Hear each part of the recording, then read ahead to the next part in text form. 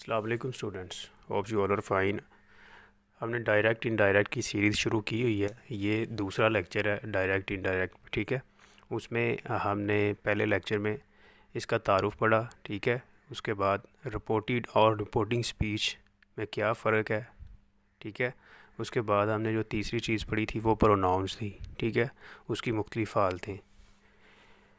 तो अगर आप ये दूसरा लेक्चर देख रहे हैं तो आपको पहले फ़र्स्ट लेक्चर जो है, पहला लेक्चर जो रिकॉर्ड किया हुआ है आपको हमारे यूट्यूब चैनल पे मिल जाएगा, तो वो काइंडली देख लीजिए ताकि चीज़ें जल्दी क्लियर हो जाएं। यहाँ पे हमने जो पहली चीज़ पढ़ी थी changes in pronoun. Last video में मैंने बताया था कि नेक्स्ट वीडियो में हम चेंजेस इन प्रोनाउंस पढ़ेंगे, ठीक है। उससे पहले की चीज़ें हमने सारी कवर कर ली हैं, तो काइंडली वो पहले देखिए और ये दूसरी वीडियो है फिर इसको देखिए। अच्छा, चेंजेस इन प्रोनाउन करते हुए हमने जो असूल जहन में रखने हैं वो ये असूल है। मैं आपको पढ़ के प्रैक्टिकली आगे एग्जांपल के साथ इसको हम हल भी करेंगे, ठीक है जी। फर्स्ट असूल क्या है, प्रिंसिपल क्या है जी?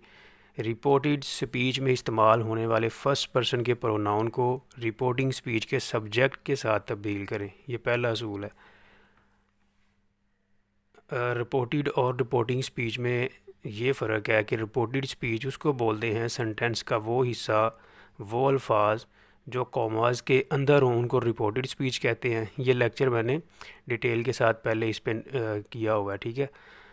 वैसे मैं थोड़ा सा टच दे देता हूँ, बता देता हूँ। रिपोर्टेड स्पीच क्या है जी? इन्वर्टेड कॉमास के अंदर जो स्पीच होती है, जो वर्ड्स होते हैं, उसको रिपोर्टेड स्पीच कहते हैं। और रिपोर्टिंग स्पीच क्या होती है? इन्वर्टेड कॉमास से बाहर वाले जो अल्फाज हैं वो।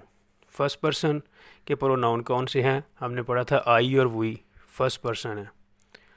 आई, माई, मी, वी, आवर, अस, ये फर्स्ट पर्सन है, ठीक है जी। यानी रिपोर्टेड स्पीच में इस्तेमाल होने वाले फर्स्ट पर्सन के प्रोनाउन को कॉमास के अंदर जो फर्स्ट पर्सन आई और वी आते हैं उनको हमने किससे चेंज करना है? रिपोर्टिंग स्पीच के सब्जेक्ट के साथ। और नोट जी, जो हालत रिपोर्टेड स्पीच में प्रोनाउन की हो वही सब्जेक्ट की हालत लिखें। रिपोर्टेड स्पीच के अंदर अगर नॉमिनेटिव केस है या पोजेसिव केस है या ऑब्जेक्टिव केस है तो उसी हिसाब से हम चेंजिंग करेंगे। असूल नंबर 2 है जी रिपोर्टेड स्पीच में सेकंड पर्सन को रिपोर्टिंग स्पीच के ऑब्जेक्ट के साथ तब्दील करें। ऊपर मैंने अभी बता भी दिया रिपोर्टेड और रिपोर्टिंग स्पीच कौन सी होती है। यहाँ पे है जी सेकंड पर्सन। सेकंड पर्सन में हमारे पास आता है यू। इसकी तीनों हालतें आ जाती हैं, यू, योर, यू, ठीक है। तो ये सब्जेक्टिव केस है। असूल नंबर 3 क्या है जी?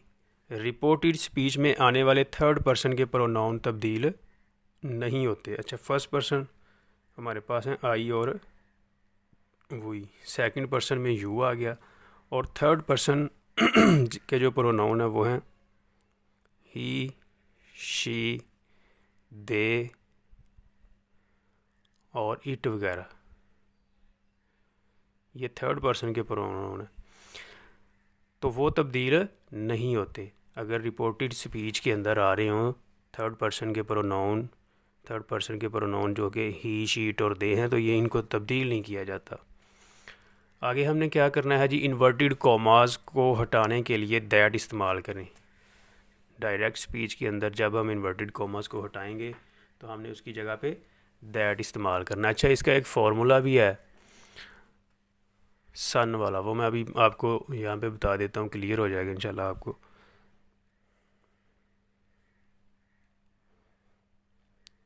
SON, यानी अगर फर्स्ट पर्सन आए तो उसको हमने सब्जेक्ट के साथ तब्दील करना है जी। फर्स्ट पर्सन को सब्जेक्ट के साथ, सेकंड पर्सन को हमने ऑब्जेक्ट के साथ तब्दील करना है और थर्ड पर्सन जो है वो चेंज नहीं होते, नो चेंज। फर्स्ट पर्सन को सब्जेक्ट के साथ, सेकंड को ऑब्जेक्ट के साथ, थर्ड पर्सन के प्रोनाउंस अगर आ जाएं तो उनको हमने चेंज नहीं करना, यानी नो चेंज। ये सन वाला फार्मूला है, ठीक है। तो चेंजेस इन प्रोनाउन में हमने पढ़ ली। ये मुख्तलिफ असूल हैं, आप इनको दोबारा रिपीट करिए। आगे एग्जांपल्स हैं उनको हल करते हैं। अगर फिर भी आपको कोई कन्फ्यूजन है तो आप लोगों की स्क्रीन पे हमारा नंबर शो हो रहा है, आप वहाँ से हमें व्हाट्सएप भी कर सकते हैं। डायरेक्ट और इनडायरेक्ट। डायरेक्ट पहले ये चीज़ें लिखी हुई हैं ताकि हमारी वीडियो शॉर्ट बने। अगर किसी चीज़ को सीखने के लिए थोड़ा सा टाइम देना पड़ जाए, कोई वीडियो 5, 7, 10 मिनट तक चली जाए, अगर आपको कोई चीज़ समझ आ जाए तो फिर हमारा टाइम ज़ाया नहीं होता। डायरेक्ट स्पीच क्या है कि he says comma inverted comma start I take tea full stop inverted commas closed. तो हमने असूल नंबर जो 1 पढ़ा है वो माइंड में रखें, याद करें। वो क्या था कि अगर रिपोर्टेड स्पीच के अंदर फर्स्ट पर्सन के प्रोनाउन आए आई और वी, तो उसको हमने सब्जेक्ट के साथ चेंज करना है। आगे हमने देख लेना कि रिपोर्टेड स्पीच के अंदर हालत कौन सी है, नॉमिनेटिव केस है, पोजेसिव केस है या ऑब्जेक्टिव केस है, तो उसको हमने उसी हालत में तब्दील करना है। तो ये दोनों फाइली हालत में है, नॉमिनेटिव केस है। इसकी हम इनडायरेक्ट कैसे करेंगे, ही टेल्स या ही सेज भी लिख सकते हैं, टेल्स भी लिख सकते हैं। तो इन्वर्टेड कॉमास को हटाने के लिए हमने पढ़ा था कि दैट का इस्तेमाल करना है। ही सेज दैट, अब फर्स्ट पर्सन के प्रोनाउन आ रहे हैं इसके अंदर, रिपोर्टेड स्पीच के अंदर, तो इसको सब्जेक्ट के साथ तब्दील करेंगे। यहाँ पे आ जाएगा he tells that he takes आएगा, यहाँ पे टेक नहीं आएगा क्योंकि पीछे हमारे पास फाइल जो है वो सिंगुलर है। ही टेक्स टी, तो ये इनडायरेक्ट स्पीच होगी। डायरेक्ट स्पीच एग्जांपल नंबर 2 है जी, they say comma inverted comma start we play cricket full stop और इन्वर्टेड कॉमास क्लोज्ड। तो यहाँ पे भी फर्स्ट पर्सन के प्रोनाउन में से आ रहा है, यानी वी है, तो इसको हम सब्जेक्ट के साथ ही तब्दील करेंगे। तो दोनों फाइली हालतें हैं, इसीलिए यहाँ पे दे ही आएगा। इनडायरेक्ट कैसे करेंगे, दे टेल या दे से आगे दैट, इन्वर्टेड कॉमास को हटाने के लिए दैट लगाएंगे। They tell that they play cricket, they play cricket. आगे डायरेक्ट स्पीच है जी, I say to him you are at fault, I say to him comma inverted comma start you are at fault. ठीक है जी। तो इसको अब second person हमने पढ़ा था यू है, तो इसको हमने ऑब्जेक्ट के साथ तब्दील करना है। यहाँ पे आएगा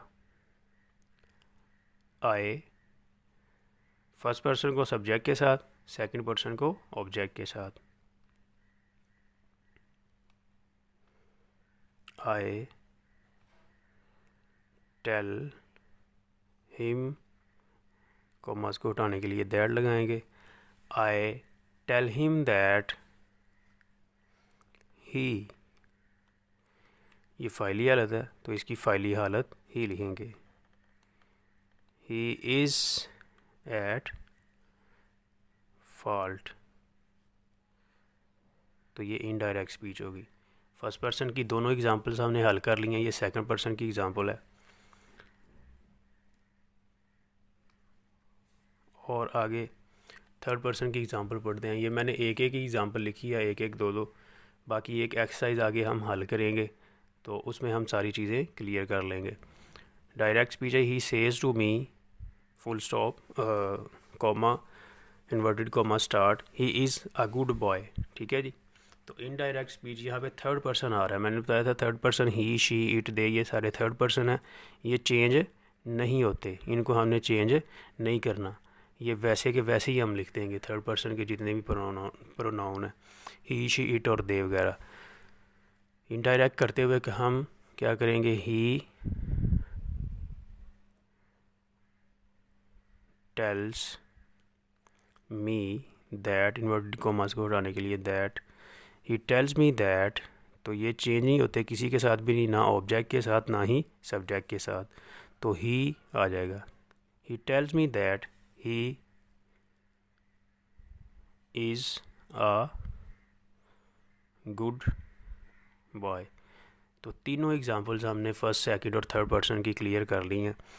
इसके बाद आगे एक एक्सरसाइज आएगी, वो हम हल करके देखेंगे।